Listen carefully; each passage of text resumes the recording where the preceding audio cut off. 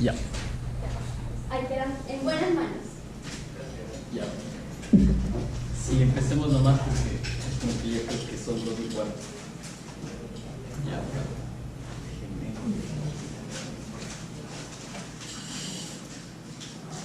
Ya, a ver. Bueno, antes de empezar quería saber si alguien cachaba un chance, ha realizado algo de hardware hacking alguna vez en su vida. Cero todo.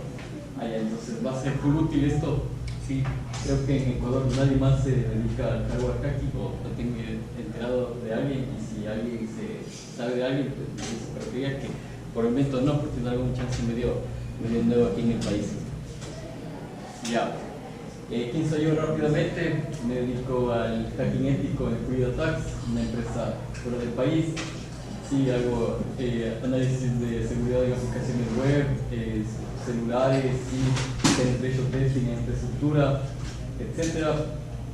Y inicié en el hacking en la comunidad de Hacking Cybersecurity Research Group, que es una comunidad fundada en la Politécnica Nacional de Quito. Sí, si quieren anotar mi Telegram, mi LinkedIn, para cualquier pregunta después de la charla, ahí lo tienen, y después al final de la charla igual ahí les paso. Entonces, listo, vamos a ver un poco de la introducción al hardware hacking, las herramientas que ustedes tendrían que utilizar para poder realizar esto, y al final vamos a hacer una demo con un modem casero. Sí, ya, listo. Entonces, para iniciar en esto del hardware hacking, nosotros necesitamos un framework o pasos para seguir, y el mejor de todos es el de OWASP. Sí, OWASP es igual el de la Fundación de Software Libre, que nos permite, que se dedica a mantener la seguridad y crear frameworks de seguridad, ya sea para aplicativos web. En este caso tenemos el FSTM, que es el Firmware Security Testing Methodology, es decir, la metodología para poder ejecutar análisis de código, análisis de seguridad al firmware, es decir, al hardware. Sí, entonces tenemos ahí que se compone de 9 etapas. Vamos a ver las etapas que son. Antes de eso, el firmware. ¿Qué es el firmware? Es lo principal que vamos a estar hablando. El firmware básicamente es el código, el programa que está embedido en los sistemas, en las memorias ROM de todos los hardware, ya sea la computadora, qué sé yo, un celular, sí, un modem, etc. Entonces, el firmware básicamente es el programa cerebro principal que ejecuta. Entonces ahí está embebido el kernel, está embebido el sistema de archivos, está embebido todo. Entonces, cuando se trata de hackear algo, se trata de hackear al firmware, ¿correcto? Entonces, aquí tenemos los 9 pasos, pero resumidamente tenemos que primero recolectamos información de la tarjeta, ¿sí? De la mainboard, en este caso, a ver, sí, entonces el primer paso es desarmarle a cualquier hardware que ustedes le vayan a querer hackear, es desarmarle completamente y empezar a buscar información sobre los chips. Sí, entonces tenemos los integrados y tenemos toda la información al respecto. Entonces el primer paso es la recolección de información. Como segundo paso es obtener el firmware. Sí, obtener el firmware es muchas de las veces muy fácil, o también se puede volver complicado. Ya vamos a ver cómo se puede obtener el firmware. Pero para darles una reseña, el firmware se tiene de dos maneras, ya sea extrayendo desde el sistema o a su vez descargándose de la página del vendor. Sí, muchas de las veces el firmware no está expuesto en el internet, entonces toca extraerlo desde aquí, ¿correcto? Entonces, para extraerlo ya vamos a hacerlo igual en la demo, y posteriormente de extraer el firmware vamos a analizar. Sí, entonces, ¿cómo analizamos el firmware? El firmware puede venir encriptado, puede venir comprimido, etc. Entonces, nosotros analizamos la entropía del firmware. Si la entropía es cerca de 1, quiere decir que está cifrado. Si la entropía es cerca de 0, no está nada, y podemos seguir con el análisis. ¿Sí? Ya con el firmware, si es un punto bin, es un binario, ya tiene el código, y si ya lo tenemos descifrado, entonces podemos extraer contraseñas, strings, podemos básicamente ver el código, ¿correcto? Y después, como les decía, en el firmware está todo, ¿no? El kernel, las particiones, y también está el sistema de archivos. ¿Sí? Cuando ustedes manejan un Linux, tienen su sistema de archivos. ¿Sí? Entonces, extraen el sistema de archivos. Como quinto paso, analizamos este sistema de archivos, qué contiene, si tiene contraseñas, API, si tiene direcciones de IP que nos puedan servir. Y estos pasos de acá, del 6, 7, 8 y 9, no lo vamos a hacer en la demo, pero se puede emular también el firmware, es decir, ustedes extraen el firmware y para no dañar el dispositivo, lo emulan, ¿sí? Porque digamos quieren esto y lo utilizan y no quieren dañarlo, entonces lo hackean en un ambiente emulado, ya sea en un ambiente real como una Raspberry Pi o en una emulación como QEMU, que ya les voy a explicar. Hacemos el análisis dinámico a lo que ya tenemos, es decir, como ya tenemos el ambiente, todos los binarios del firmware, lo podemos hacer un análisis dinámico. Hacemos un análisis ya corriendo, si digamos encontramos un fallo en el puerto, hacemos el escaneo, etcétera, igual lo vamos a ver, y finalmente hackeamos el dispositivo. ¿Correcto? Entonces, en resumen, sería estos 4 pasos. Recolectamos información, emulamos el ambiente, descubrimos cómo funciona el dispositivo ya emulado, ¿sí? Y después lo hackeamos. ¿Ya? Entonces, ese es el framework del OWASP, el FSTM. ¿Ya? Listo. ¿Qué herramientas vamos a utilizar? El principal que más se utiliza es el bus pirata. Sí, es un bus pirata, es una interfaz de comunicación de bus para todas las comunicaciones de hardware. ¿A qué me refiero con esto?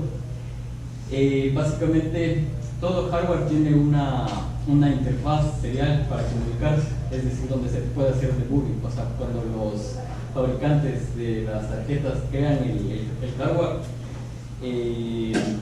necesitan hacer debugging, así como un programa, vienen con su debug, así cuando son programadores tienen su debug, así mismo en las tarjetas viene su debug. Entonces hay una comunicación serial que toda tarjeta, toda mainboard tiene.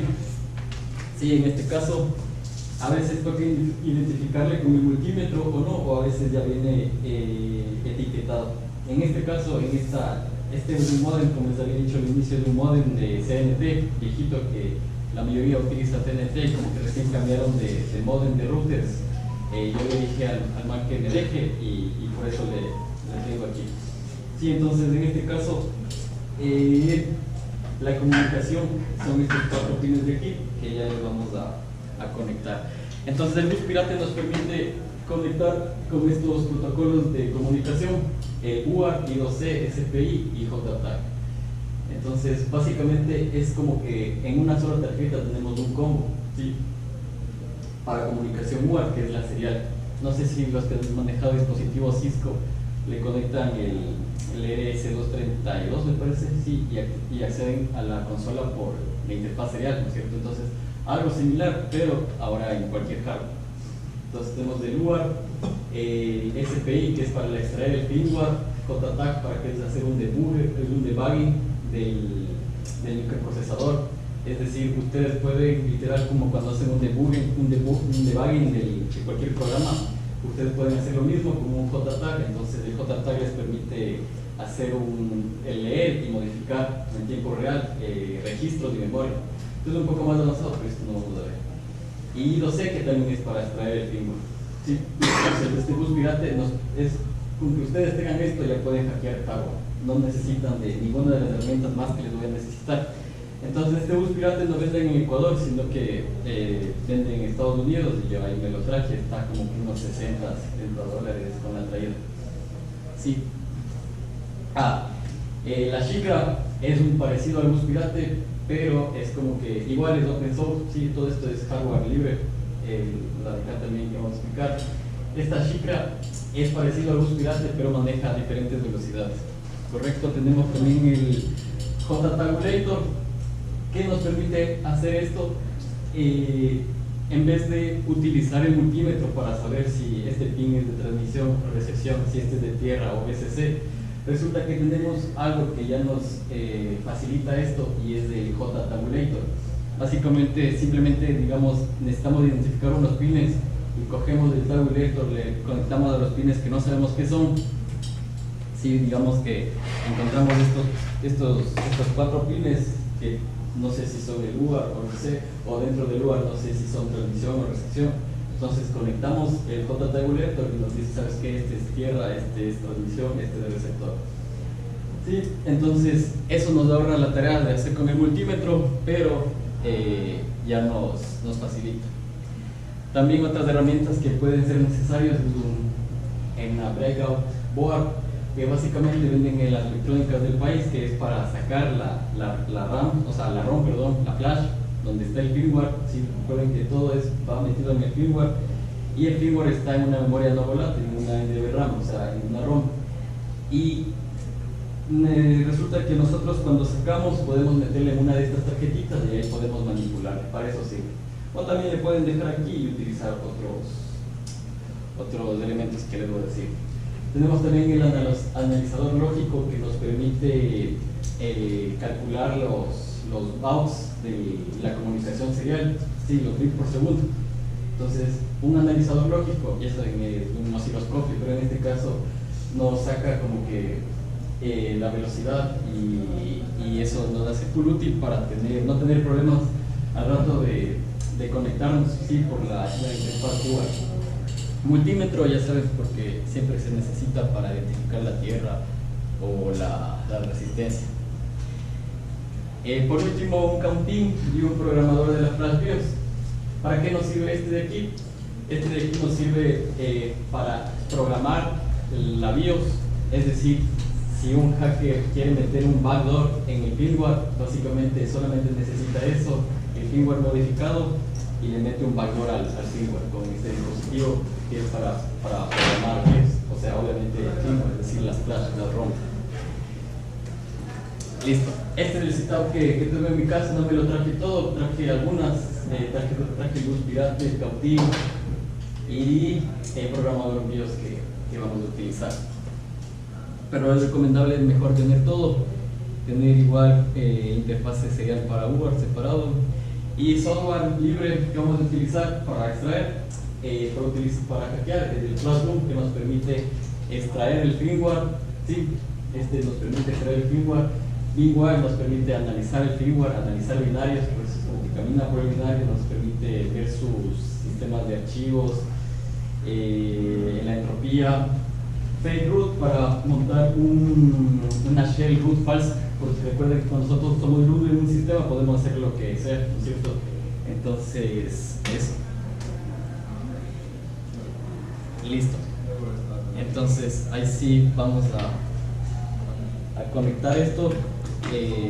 A ver, ahorita la conexión que voy a hacer es esta de aquí, y que ya les voy a explicar primero. Sí, entonces la conexión que ustedes ven en pantalla si ven que hay tres cablecitos rojos. Entonces eso hace referencia a que estamos conectando en los pines del UART, sí, los pines de la Universal Asynchronous Receiver and Transmitter. Sí, es una comunicación serial que les decía. ¿Y qué nos permite el UART? Es básicamente tener un debugging cuando el sistema operativo del hardware se enciende. Entonces, cuando el sistema operativo se enciende, hay una transmisión de todo lo que está pasando, o sea, un debugging. ¿Sí? Entonces, ¿qué nos permite ver eso? La comunicación UART que tiene, y eso tiene todo hardware.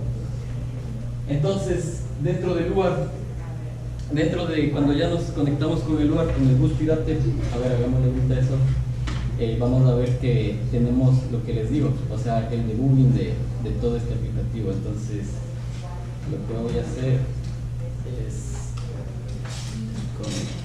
conectarle a la fuente Permito conectarle, ¿se puede? Sí. Sí, ahorita le conecté el modem de CNT a la energía y vamos a conectar. Antes de nada, aquí yo tenía mercado de pan. Esto es la conexión del bus pirate. Si nosotros vemos en la columna que dice, en la fila que dice UART, tenemos que el cable MOSI, o sea, es decir, el gris, es de transmisión. Entonces, el de transmisión iría con el de recepción de los pines UART de la placa. Tierra iría con tierra, en este caso la tierra es de la café, tierra iría con tierra. Y finalmente tenemos el cablecito negro que, si ven ahí, es el de REX, es decir, recepción, en la fila de UART, ¿no es cierto? Entonces, simplemente eso estoy poniendo yo acá. Y y listo. Esa conexión acabo de hacer acá y es la que justamente ven aquí en pantalla de aquí. Entonces simplemente ya he conectado el bus Pirate en modo UART, le conecto acá y me voy a abrir aquí el PuTTY ya para cargar. Recuerden que por lo general ahorita ya los dispositivos vienen con un audio de 115.200 bits por segundo. Entonces eso es la velocidad que estoy poniendo ahí, nada más, y simplemente voy a grabar toda la salida, le voy a grabar en un archivito que se llame bus pirate, que se llame debug.lo, correcto. Listo. Ahí sí está todo bien, vamos a abrir. Y ahí tendremos la shell del bus pirate. Déjenme ver si le agrando.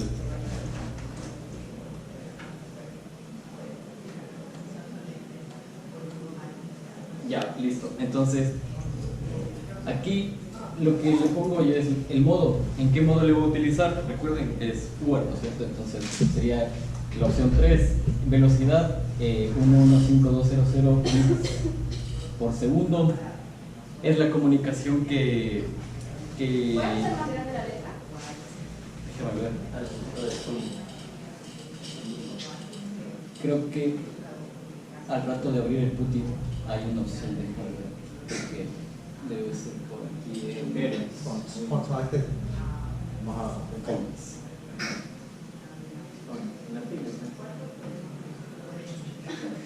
James. No. Horizontal no. Hace como un mes, no. No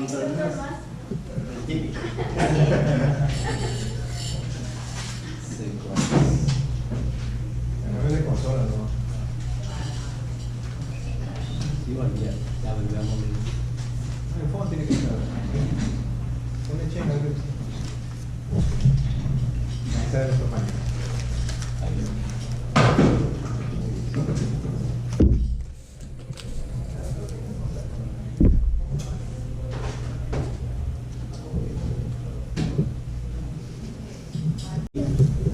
Aquí ponemos el voltaje, en este caso tenemos la opción de 5 voltios o de 3.3 voltios, entonces esta tarjetita ya le había probado antes y está a 3.3 voltios, es decir, o sea, un 1 es 3.3 voltios y un 0 es 0 voltios.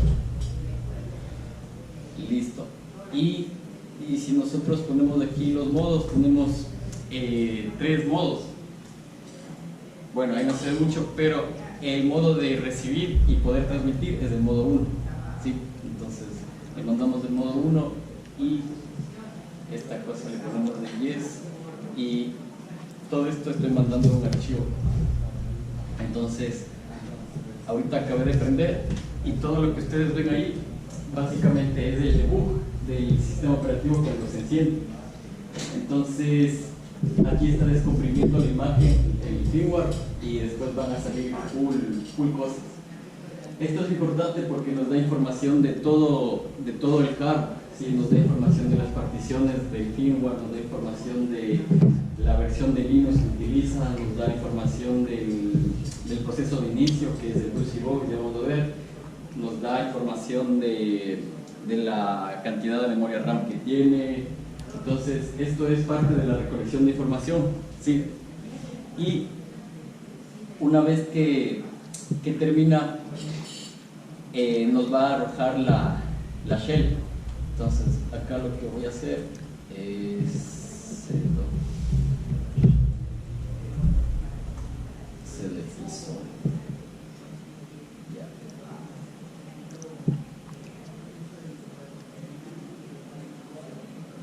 Ya, como ven aquí estamos viendo lo mismo que estamos viendo en el PuTTY, pero acá ya nos podemos ver más grande. Eso ya, listo. Entonces, como ven, tenemos de RAM, tenemos 16 megas de RAM. La elección de Linux de de este kernel es 2.6.21.5, correcto.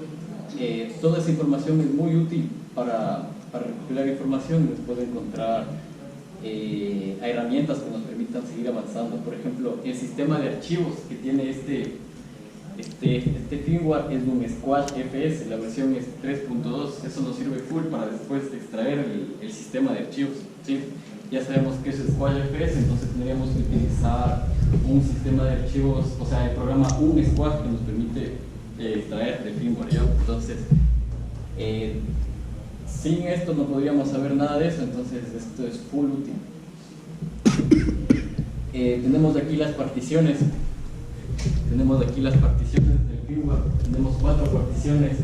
El boot, donde está el bootloader, el código del bootloader. Tenemos el main, ¿sí? Desde esta dirección de memoria hasta esta, donde básicamente estaría el kernel, el config, las configuraciones del modem, sí, o sea, los puertos de Ethernet y todo, del Wi-Fi, etc. El flag no estoy muy seguro, pero creía que es... bueno, no estoy seguro, mejor no les digo, no estoy seguro de ese flag. Listo. Y de ahí tenemos aquí la tarjeta, el System of a Chip, es decir, el SOC, básicamente el cerebro, que es un RTL 8672, o sea, el cerebro de todo, que está utilizando ese circuito, ese integrado. Y así, más información, si regresamos al PUTI podemos ver que nos arroja una consola de login, básicamente es de login al sistema operativo, ¿sí? Entonces, no tenemos el nombre ni tampoco el usuario. Entonces, para saberlo tendríamos que hackear el dispositivo y eso es lo que vamos a hacer mediante la extracción del firmware.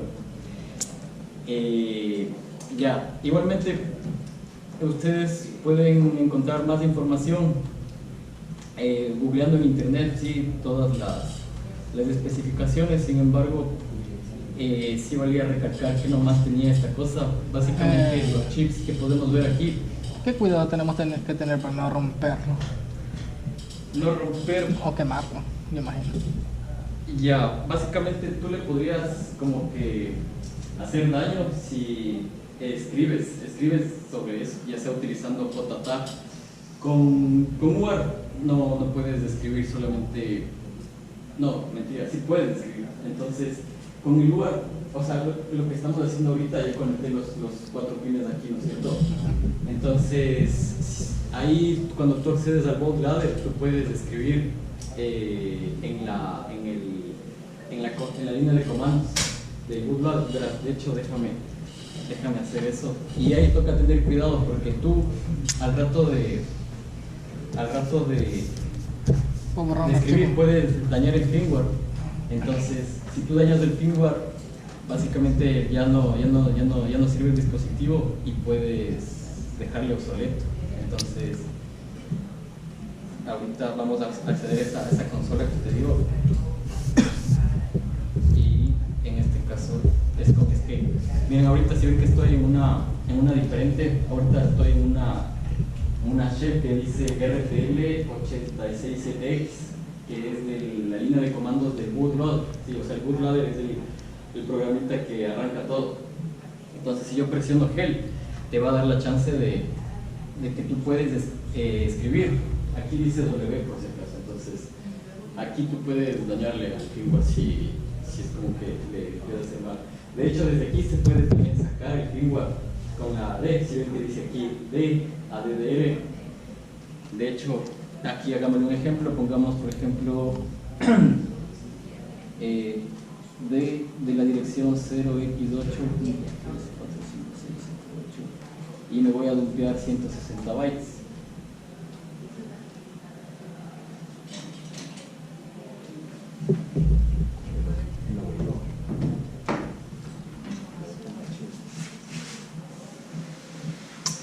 Bueno, ahorita ya se escapó de eso, ¿no? Pero sería así básicamente. Veo que se trabaja bastante con la dirección de memoria. Se puede acceder las cosas con la dirección de memoria. Sí. De hecho, ya cuando tú extraes el sistema de archivos, se trabaja a nivel de direcciones de memoria Entonces tienes que saber las direcciones, o sea, las particiones, digamos, el firmware está, si vimos recién que el firmware estaba como que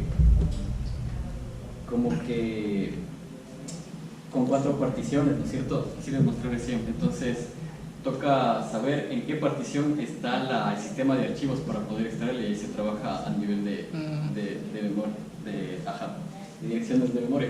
Ya. Listo, entonces ahorita lo que vamos a hacer es extraer el firmware, que es lo más complicado. Entonces, para eso vamos a utilizar el programador de la BIOS, que es este de aquí. Este básicamente sirve para literalmente programar un hardware. Sí, cualquier hardware ustedes le conectan y pueden programar. Entonces, en este caso, así como podemos programar, también lo podemos leer. Entonces, lo que vamos a hacer es esta conexión de aquí, esto de aquí, pongámoslo en pantalla, eso de ahí. Entonces básicamente esa pincita está apuntando a la memoria flash, a la memoria ROM, y ya sabemos que la memoria ROM y la memoria flash es la que tiene el firmware, ¿no es cierto? Entonces simplemente hice esta conexión ahorita y voy a desconectar el bus pirate para poder utilizarle, y vamos a dumpearnos el firmware, ¿ya? Entonces este proceso en realidad se lo puede hacer con un script de Python, haciéndole poco a poco, pero esto ya nos ayuda full y ya solo necesitamos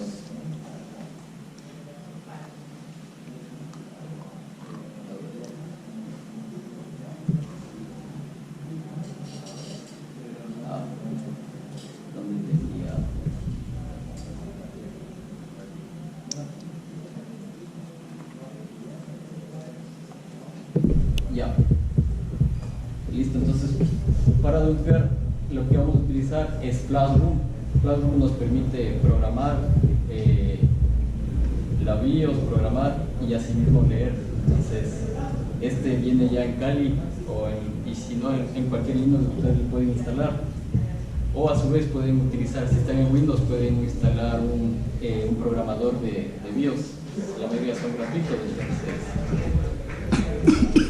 entonces vamos aquí y vamos a ejecutar ya. ¿Qué tenemos en este comando? Tenemos el programador, y el programador es esta tarjetita de aquí. Esta tarjetita se llama CH341. Entonces aquí le podemos poner, aquí hay una infinidad de posibilidades. Incluso también se puede sacar con el bus pirate que les decía. Pero en el bus pirate, ¿por qué no le hago con el bus pirate? Porque tiene full pines y cuando se les pone es como que se puede salir uno, y como la memoria ROM es bien pequeñita, a veces se sale y se pierde todo el trabajo. Entonces mejor es utilizar este es el nombre del archivo que queremos que se llame nuestro firmware, firmware.bin le puse, y importante, aquí especificamos qué flash, qué tipo de chip es nuestra ROM. En este caso nuestra ROM es una MX25L32. ¿Cómo supe? Es simplemente viéndole en la placa, ahí se le puede ver el nombre. Correcto. Y vamos a poner aquí el número 1.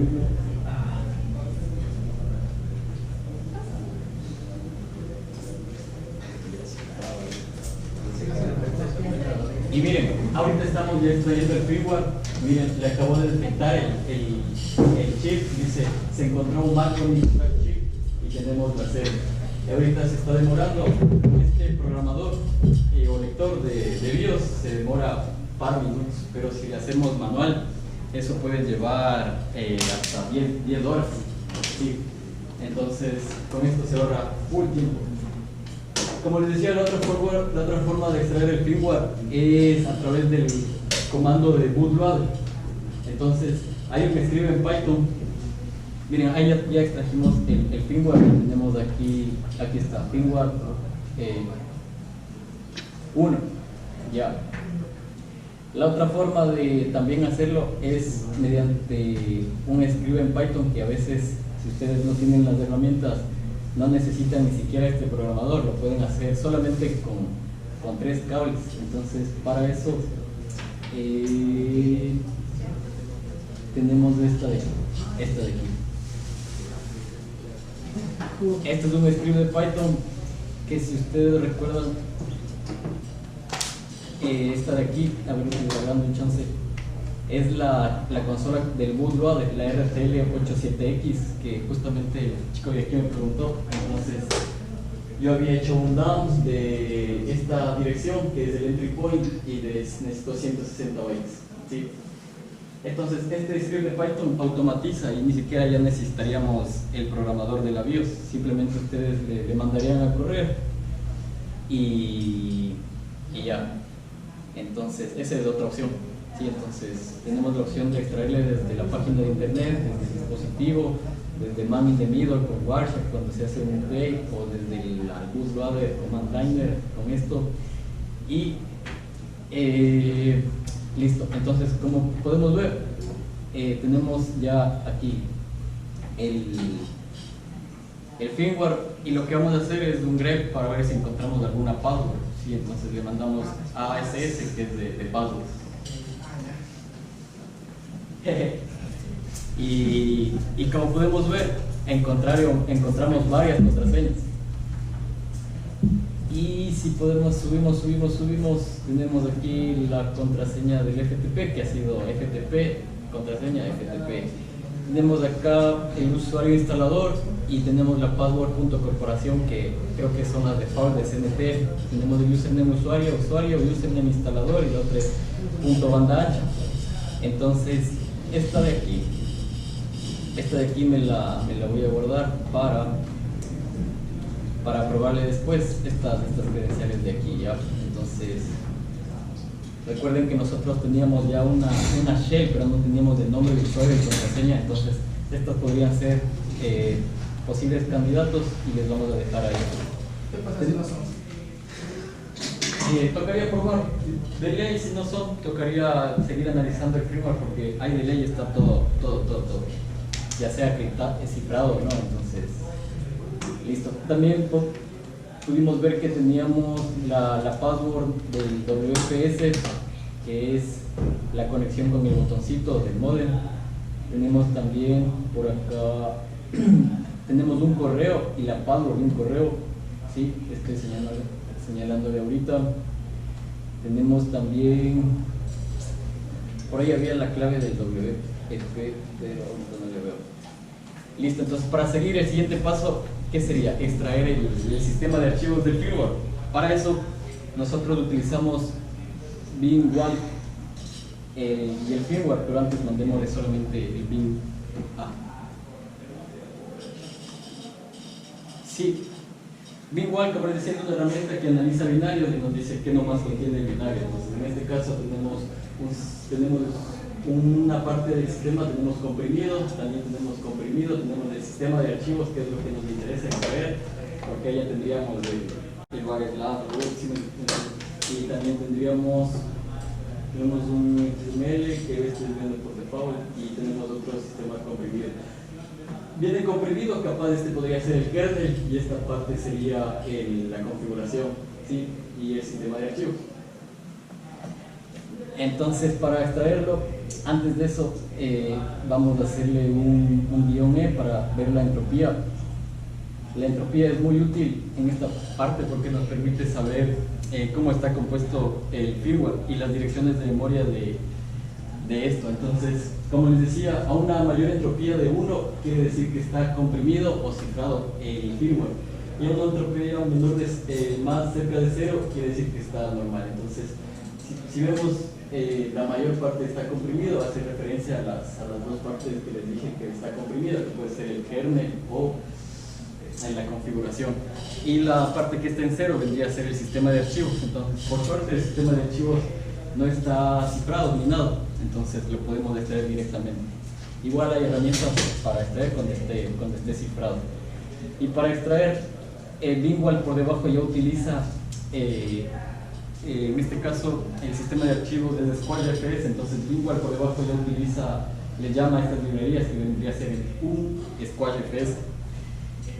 y ahí vamos a extraer, y como vemos ya extrayó y nos arroja esta que dice punto extract, ¿sí? Entonces si nosotros vamos de esta carpetita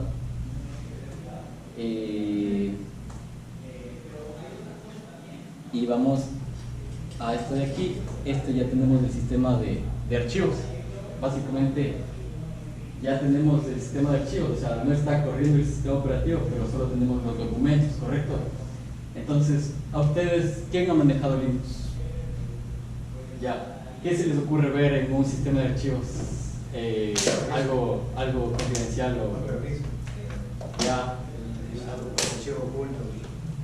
archivos ocultos. Ya, sí, entonces nosotros lo que tendríamos que ver es básicamente las cosas confidenciales, las llaves, ¿no es cierto? Entonces las llaves por lo general salen o sea, las llaves de SSL, si es un servidor, etcétera, a veces se conecta por SSH, tenemos las llaves.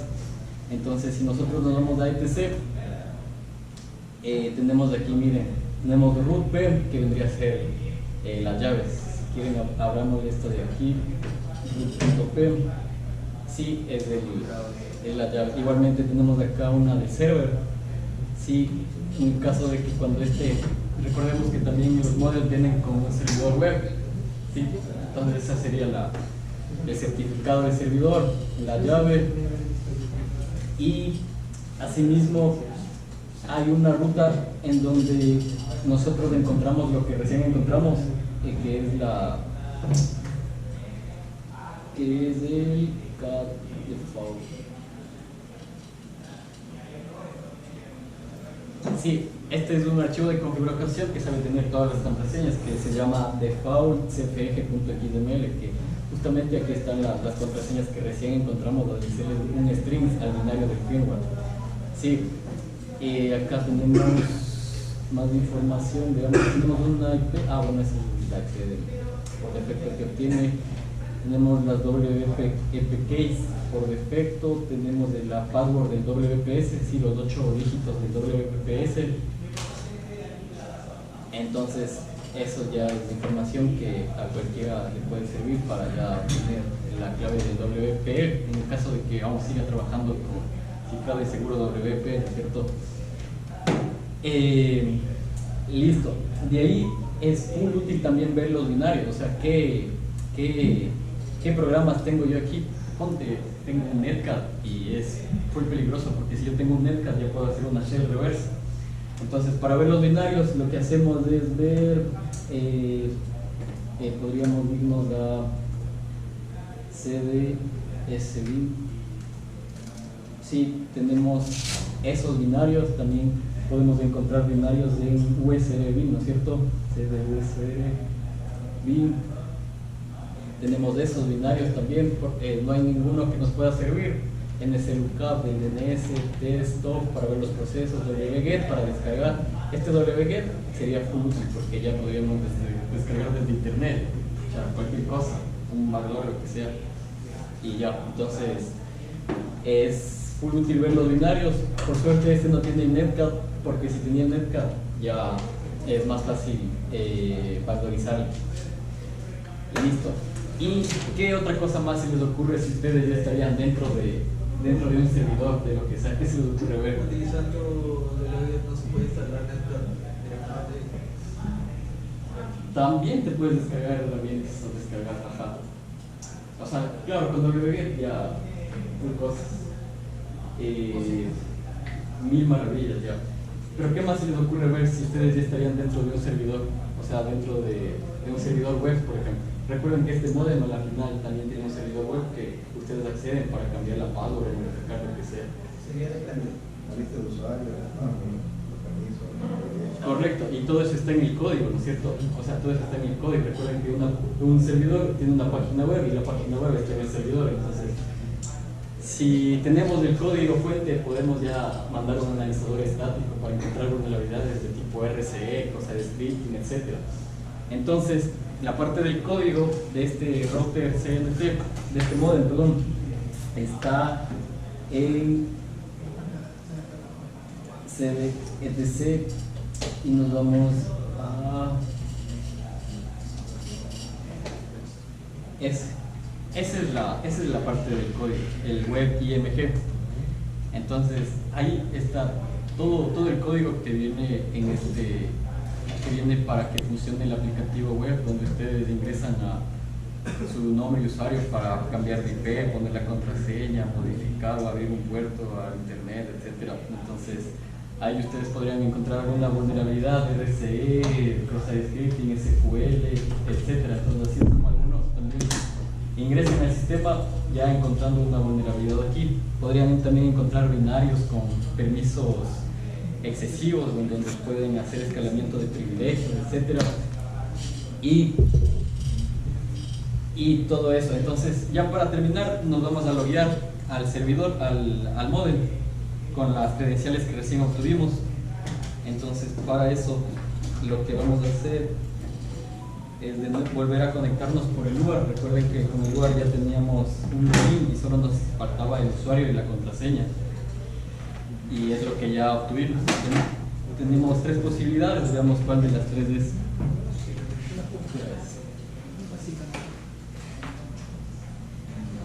Sí, entonces ahorita para los que estaban medio perdidos estaría haciendo esta conexión de aquí, que simplemente es la conexión Cuba, ¿de acuerdo? Y que transmite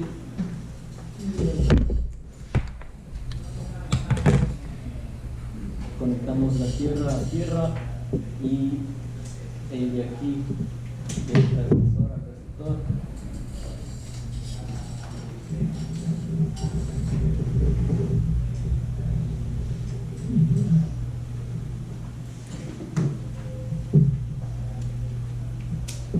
Listo, entonces ahí vamos de nuevo a conectarnos por el puerto serial. ¿Sí? Abrimos de nuevo el PuTTY, cargamos la configuración que ya teníamos previamente. Ya saben, modem es el número 3 de UART, la velocidad es la máxima por defecto 3.3 voltios a 2 voltios. Escogemos 1 y yes, y esto encendemos. Sí, entonces ya para finalizar, la password que me permitió ingresar es usuario, la credencial que me permitió ingresar es usuario, instalador, y la password es .banda ancha. Entonces con eso ya accedo al sistema y vamos a ver todo lo que vimos en el sistema de archivos de aquí. Ahora lo vamos a ver en el dispositivo en vivo. ¿Sí? Todo este sistema de archivos de aquí. Y como ven, tenemos el proceso de inicio INET.d que utiliza BusyBox. Y hay muchos hackers que meten los backdoors en los procesos de inicio. Recuerden que cuando se bootea el sistema operativo, hay unos scripts que son lanzados, en este caso vienen en la carpeta init.d. Entonces ya mismo termina esto y nos podemos loguear. A ver, sería usuario instalador y banda ancha de la password. Ya. Entonces ponemos aquí instalador banda ancha. Y tenemos aquí una línea de comandos que, si podemos ver, es una ATP command line, pero si nosotros metemos el comando shell, básicamente ya estamos adentro. No sé si pueden ver, aquí es S y ya estamos adentro. Sí. Entonces, con eso se puede hacer ya varias cosas. Si ustedes son usuarios de root, pueden hacer lo que sea, pueden escribir ahí un script, modificar el UCRoot, etcétera. Por ejemplo, aquí lo que vamos a hacer es ver el etc password, que es donde están los usuarios. En este caso solo tenemos dos usuarios, FTP y Teo, que es el default de root. Y eso sería todo. Si tienen preguntas,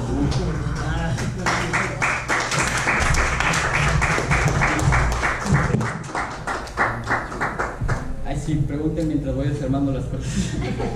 Preguntas con palabras. Si no, todo bien. No, a nivel de usuario, la única forma de protegerte de esto es actualizar firmware y esperar que la empresa... A nivel de usuario, Hablo con- o sea, si somos bien extremistas, si tú compras un modem o te vienen a hacer un modem, tendrías que ver la integridad del firmware. O sea, sacar el firmware, sacar el hash y compararle con el hash del firmware que está en la página del vendor. Porque hay full casos, si ustedes buscan en internet, de firmware corrupto, en donde las empresas chinas venden productos a los gringos solamente para espiarles y porque vienen con un backdoor en el firmware. Entonces, por lo general los gringos tienen esa costumbre de revisar si el firmware no haya sido cambiado ni nada por el estilo. Entonces, por el lado del usuario, o sea, si tú creas el hardware, hazle auditoría